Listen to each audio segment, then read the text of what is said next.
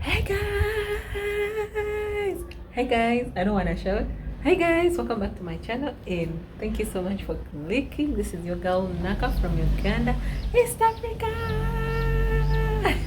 Welcome back to my channel, guys. Just know I love you so much. Thank you for always supporting. Thank you for always watching. I want to share with you guys what happened to me like a few months ago. Probably you guys can learn something. Probably you guys have experienced it, and if you've experienced it, you can comment in the comment section and let me know and just share your story of how it happened.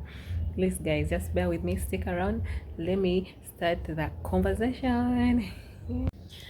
So guys, I'm sorry I had to leave outside because the noise was a little bit too much, and I wasn't going to be able to compete with that noise and talking here. So before I go and do my laundry, wash, organize whatever is in the background, I wanted to share with you guys what happened to me just 3 months back. So it was actually one Sunday morning, December last year. I am happy. It is a morning. I'm going to prepare for church. You know, it is a Sunday. So the landlord calls me and my other neighbor, and he's coming around. I'm like, okay, it's fine. So when he comes, he tells us that guys, we're having a drainage issue that we need to sort, and we're like, oh my god. So how can we help? So he tells us that he wants us to leave the house within the next 2 weeks so that he can sort the drainage issue. We're like, oh my god, 2 weeks, that's so urgent. At least give us like a month so that we can prepare and get another place to go to. But guys, I never thought I would leave this place because I loved the place so much. It was so quiet. I loved that apartment, guys, because it had everything I needed inside. It was so, the security was just so on point. Like, I just loved that place, and I never thought I would even shift or leave that place. Guys, it was a shock. It was a shock when the landlord told us that we should leave this place because he has to sort the drainage issue. He explained to us like how far it had gotten, how the problem was so serious, and guys, for real, it was a serious problem that he had to sort because when he took us somewhere downstairs to go and check how the soil is sinking in the ground because of that drainage system that is faulty. Oh my god, you would even leave the next day. So first of all, getting a house in Kampala is not easy. It is not so easy to get a house, or if you're looking for an apartment or something like that, or just any simple house, it's just not easy. Like, you'll get it the next day. So I'm like, I was so hurt, I was so stressed. Unplanned business, like someone tells you to leave the house. Now you're thinking of rent of 4 months or 3 months. So I'm like, okay, I had nothing to do. My other someone is opening the gate. Just a second, guys. I was saying, guys, sorry for the interruption. So like, my other neighbor downstairs also had no option. We had to start house hunting, like serious house hunting, guys. It was so stressful. Like, each and every house I would go to, I would compare it to where I was, because the house that I was staying in, I loved it so much. It had everything I needed. So they would take me to a house and I would look at it and I'm like, this is even worse than where I was. So I kept telling myself, oh my god, will I get a house like one that I had, or one that I was been staying in, or not? So it was so hard to get that house, guys. I looked for a house. I got tired. I was so stressed out. Like, it was just killing me. So I told myself, I think getting a house like the one I've been in is so hard for me. So what I'm going to do, I'm just going to, go with what I find. So one morning, like after 3 weeks, I happened to get a house. I remember that day the broker called me and told me, oh, there is this house, come and check it. And I'm like, okay. Sunday morning, I wake up very early. I go meet this broker. He takes me to this house. I look at the house and it was okay. It was okay. Okay. And it was so close to the main road. Like, it was super close to the main road. So I'm like, okay, this place will do for me. But then I kept asking myself, this girl that left this place, why did she leave this place? Sometimes people leave where they're staying for certain reasons. Because I left where I was because of the drainage system that had a problem. But sometimes someone can leave the house probably because it has its own issues as a house. So I was just provoked in my heart. I kept asking myself, this place is near the road. It is so accessible. It is so near. You can come back anytime at night, and it is so fine and safe. Why did this girl leave this place? It's just that I wasn't able to meet that girl, but I wanted to ask her where she was living, but I didn't meet her. I found when she had left. So I pay my rent. You know, sometimes when you're paying rent, they'll ask you for an extra month as security fee. So I pay rent for 3 months and then another extra month, which is rent for 4 months, plus that security fee on that. So let me say I paid rent for 3 months and then the other month was for security fee. So I paid, say, 4 months. So I give this guy my money for rent for 4 months. Though the guy that I gave my money to is the manager of the place. You get, like, he helps his brother in terms of business. So I tell him, if you're the manager, is it possible for me to meet the landlord? He tells me he's the one that is managing the place. It is okay. This is just little money, as in we can't steal it from you. It's just little money, you know. So I'm like, it's okay. So he writes me my receipt and hands it over to me. I'm like, thank you so much. A very staunch Muslim man.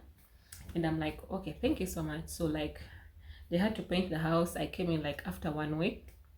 So immediately I came into the house after 1 week. I remember I stayed there for like 2 days, and I remember that period it was so hot, like it wasn't raining at all. So after staying there like for 2 days, I left the house and traveled to Mbale, like Eastern Uganda. I traveled to my parents' home. I was like, I don't need to stay here. Let me go home and, you know, be with my parents, since it's gonna be that period of Christmas and all that, the festive season. So I'm like, since I've already shifted, I've put down my things, I've slept here for 2 days, it's still boring, I'm not yet used, let me go and be home. So I traveled to Mbale, that is Eastern Uganda, to my parents' home, and I was there like for 2 weeks. You know, guys, when I remember, even when I was home, I would ask myself in my heart, I hope my place is safe, I hope everything is intact. I even remember WhatsApping that manager, and I asked him, is home okay? He told me, the home is okay, there is no problem, there is no, you know, like everything is fine. Like a caring person who would, you know, care about where you're staying, and when you ask, he will give you feedback. So I was like, oh, that is good, I thank God. So when it was time for me to leave Mbale, Eastern Uganda, to come back to Kampala, I come back and I reach home at around 2 p.m. I am super hungry, I am super tired from the journey. I open my house, enter the house, and guys, I was shocked. I was surprised. Guys, I was so shocked that even the hunger that I had in me just disappeared, and I just sat on my bed and I was so sad. I even remember crying to myself, and I'm like, God, what is this? It was so bad for me, because I reached home only to look at my bed when it is wet, like wet. That one side of the bed was wet, like super wet, and then my bed cover was also wet, like that other side. Only to realize that it had a leaking roof. So I am there so perturbed, stressed. If it was possible for me, guys, I remember that day I was going to carry my things and leave that house, but because I had nowhere to take my things, as in, it is so hard to just give someone things to keep for you, you know, especially in Kampala. So I felt so bad, guys. I was so stressed out. So I go to this manager and I tell him, hey, the house is leaking. Did you know about it? He tells me, I didn't know about it. You know how someone can talk to you like in pretense, and he assures you that he didn't know about the house leaking. So I'm like, in my heart, I'm like, how is it possible? Because if it has been raining in the previous months, at least the girl who was staying in here would have told you already that about this problem. You get what I mean? So he's like, I didn't know. Oh, sorry for inconveniencing you. I'm like, oh my God, my bed. You know, I was so perturbed, guys. I'm like, my bed is wet. My bed cover is wet. What am I going to do about? So he just tells me, you can put your bed in the sun. You can put the bed cover in the sun. Well, we are so sorry, like that. So I'm telling him, okay, this is fine. It has happened. I accept this. So what are we going to do about this? He tells me, oh, tomorrow we are going to bring someone to check the house, the roof, and work on it. But he keeps telling me that though, for them, they have someone who comes to work on their houses. It's just not any random guy. It is someone specific. not anyone. So I respect that, and I'm like, okay, I have no problem with that, because there are some people who don't like bringing random people in their houses to, to be worked on. So I respect that, and I tell him it's okay. When the person comes, please let him handle my issue, because if you were to be in my shoes, I don't think you would also sleep in a leaking house. He told me, I understand. So I wait for like 3 days, guys. That those 3 days, I don't know where rain was coming from. It was raining, raining, raining. Me with a leaking roof. I remember I would pull my bed aside for me to sleep. I'm just in my month. I've not even completed a 1 month. I'm like, can I leave this place? Oh, but each and every time I wanted to leave the place, something just told me, don't leave yet, don't leave yet. Because I was like, if I can leave this place and someone else comes in, they will pay me my money. Or it would be so unfair for me to let someone to come into a place that is so leaking. So I was like, oh, these people have money, of course. This, like he told me, it is little money, so they will just give me back my money without what? Without even hesitating. But I was like, something just kept telling me, no, don't do that, don't do that, don't do that. Guys, remember, it used to rain. It used to rain. I used to feel so sad in that house. I used to feel so sad. Like, I remember I would go to work and just feel like not coming back home. You get, because of that leaking thing. And remember when it used to rain, whether I was at work or anywhere, I would tell myself, my place, now the leaking roof. You know that thing? It was so stressing. So after like a week, they've not worked on the leaking roof. I get so angry and go tell this man that, boss, you had promised to work on the leaking roof. What happened? In a respectable manner. I didn't shout at him, but I just told him that. Then he told me, oh, sorry, this guy was supposed to come and then he went to ABCD. You know those stories of people, I'm like, okay, can we bring someone else that is good at this to handle this? He's like, don't worry, tomorrow we're going to work on it. I listened to him. Tomorrow comes, it is not worked on. Guys, it kept raining. It kept raining, and I remember it was so sad. I remember sometimes I would just look at that leaking roof and cry, and I'm like, what the heck? You know how I leave this nice place where I was staying and then to this place that is worse? I never felt like, at home or being home. So that guy, I will never forget him, because all that time he never worked on that leaking roof. I stayed there for 1 month. He didn't work on it. I wanted to leave that place the second month, but when I remember telling my mom and telling my friends, and they told me, Sheila, if you leave that place, this guy is not going to pay you back your money. Then I told him, but when I talk to this guy, it sounds like the money is not a problem, like he has money, you get.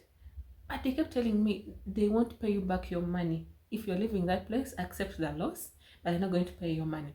So I'm like, okay, let me keep staying there for another month.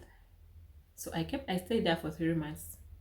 So after the 3 months, even before the 3 months ending, he calls me, like my rent for the 3 months was ending on 10th. He calls me on 5th asking for rent for the other month, for the next month. But remember, I have an extra month that I already paid for, though they call it security fee.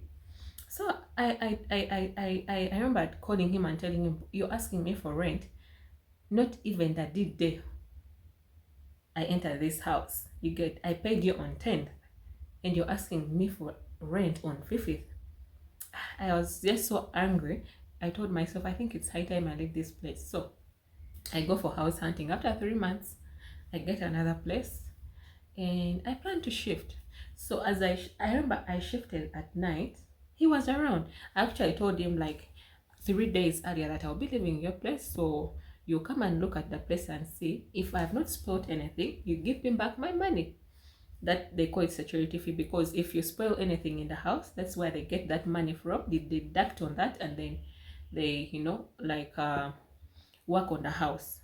So I am someone who is so keen when I'm in someone's house, like especially when it comes to renting. I always don't want to mess someone's house. I always make sure I leave the walls clean, everywhere clean. I don't mess up people's houses. No, I don't mess up people's houses. That is one thing I know about myself. So he comes. Actually, I remember telling him, I'll be leaving at this time. You come and check the house, and if everything is okay, you give me back my money, and that is it. So he tells me it's okay. So I pack my things, I put them in the car. I call him to come and check the place. He tells me, give me like some few minutes, I'm coming. Guys, if you know how Kampala people can be sometimes, abayaye, let me use that word. If you know abayaye.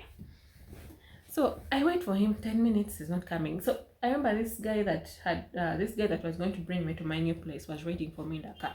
So I tell this guy, Bambi, come and look at the house, tell me if everything is okay, and then give me back my money. He's not coming. So I tell this guy that was in the car that you take my things to the new place where I'm going. My sister is also there. You can go with her as I wait for this guy. So like after 20 minutes, he comes and looks at the house, and then he starts giving me stories. Now you know my brother is not here, the owner of the houses. I wanted him to also come and first see, then we give you back your money. And I'm like, boss, hold on a bit. I told you 3 days in advance about this, and now you're telling me that your brother is not here to look at the house. I thought when I was paying, I paid you the money for rent. I didn't pay your brother. So he kept playing on with my mind, because remember, he had already done something bad, that he did work on the leaking roof, yet he kept on promising. This is a very staunch Muslim man. I'm not complaining. Muslim people are so good. They are so good and genuine, but they're just those few. Just like you see Christian people, there are those that are good and there are those that are not. That is what I'm saying, guys. So I'm like, okay, it's okay. I'll respect what you're saying, because I just want to give respect where it is due. He tells me he wants the brother to come and look at the house. I say it is okay. So I ask him, when do you think your brother will come? He tells me in the next 5 days. I respect that, guys. I go without my money. So after the 5 days, I call and I ask, did your brother come to look at the house? He replies that he hasn't come yet. I'm like, okay. Then he tells me, why don't you call my brother and ask him to give you the money? And I'm like, boss, when I was paying rent, I was dealing with you. I wasn't dealing with your brother. So why are you bringing in your brother now? I just saw that he was playing me. He was playing me actually this whole time. So I tell him, it's okay. If you want me to talk to your brother, I'll talk to him. So I call the brother. The brother is also like, oh, madam, I'm so sorry. I am so sorry. But the truth is, I'm going to send your money today or tomorrow. I'm like, it is okay. I leave that. The next day, it doesn't happen. I'm like, I won't even call. I won't call. So like after like a week, and then I called a brother, and then he's also like, oh, madam, I'm so sorry. Forgive me. I forgot about it. I went to the village, but now I'm back in town. I'm going to put your money today or tomorrow. I'm like, it is okay. And you know how he used to be? He would talk like, Inshallah, tomorrow I'm going to put your money. Remember, it is the fasting month of Ramadan. These are people who say that they have a lot of money, that they can do anything. You get what I mean? Like, money is not a problem. So I kept asking myself, like, if money is not a problem to you, the rich people that have money, and say money is not a problem, why wouldn't you give me back my money that was remaining there for 1 month? But I realized one thing, that some people in life might be rich and have a lot, but actually they will even tell you, oh, this is small money to us, but it's them paying you back, they find it so hard. Not because they don't have, but they just don't want to give you the money. You get? So to me, it felt like, okay, rich, have money, but they don't want to pay back. It is the month of Ramadan. These are people who are fasting each and every day. These are people who are feeding other people who don't have food, like they are giving food to the needy. And then I'm like, why don't they just be honest and tell me the truth is, we're not going to give you back your money, and I'll let that go, than lying to me, ABCD, telling me stories and all that. Then I told him, Sebo, it is the month of Ramadan. You are fasting. You are supporting the poor. So why are you finding it a problem to give me my money, yet you say that money is not a problem? He keeps apologizing. Forgive me. Inshallah, tomorrow morning I'm going to put back your money. Like, I'm going to send your money on this number. I am very, very sure I'm going to send it the next day. He doesn't send. One thing I did, I just told him, you know what? If you don't want to pay me back my money, it is okay. I am letting that go. I'm not going to call you again. I'm not going to text you again. So it's been like 3 weeks. I haven't called. I haven't texted. But one thing I have learned is, actually gave up on that, but one thing I've learned is, when you are still renting and it's not your home, it's not your house, and you want to leave a place and thinking that this a landlord will pay you back your money without you finishing. Of course, there are those landlords that are genuine that will do that, but that's just like a 1%, you know, the rest won't. So I like that if I'm to shift from a place, I have to either finish up all the months I've paid for, or I accept it as a loss and leave without demanding. That is what I learned.